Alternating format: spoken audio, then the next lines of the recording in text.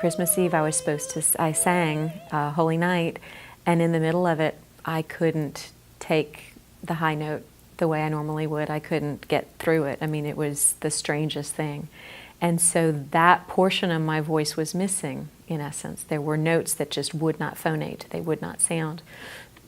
So after Christmas, I went to another doctor in January, getting ready for some things that we needed to sing in February. I was still having issues and challenges, hoping the body would recover, but it just did not get better. And it wasn't like a normal illness. It wasn't like a cold that would go away. I didn't know what it was. I had no idea what it was. To, from one day to the next, have my voice vanish, have something that I've relied on for 20 plus years simply no longer be available to me, with the possibility that it would not come back, is very uprooting. It's a game changer for sure. So in order to go forward, I needed to decide that I would trust someone to help me get through it, get to the other side of it. So there's a lot of faith, there's a lot of belief, there's a lot of partnership, there's an agreement that says we're starting from nothing. What are the first couple of steps? And then we'll celebrate those couple of steps and reevaluate and decide how to go forward. I needed to find a physician, we call them singer doctors. And not every ENT is a singer doctor.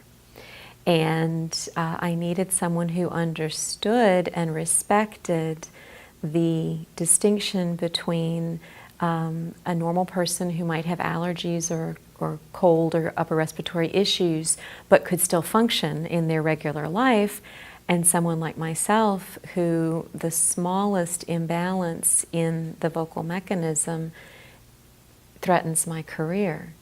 And so you can't always find that, and that was my desire, and I believe I found that, and that the process that we went through together has given me the best chance so far of resolving the health issue.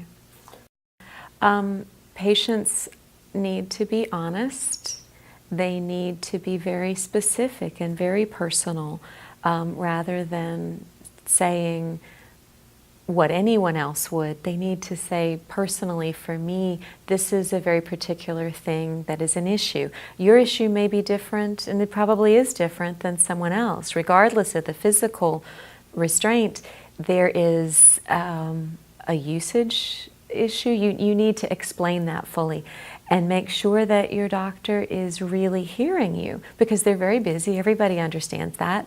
But for them to get to that point where you're really looking in each other's eyes, and what you're saying they're hearing, and what they're saying you're hearing.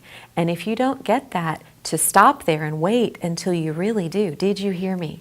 Do you really understand why this is important? Do you know why, for me, I would be terrified of surgery? So it is truly a team sport.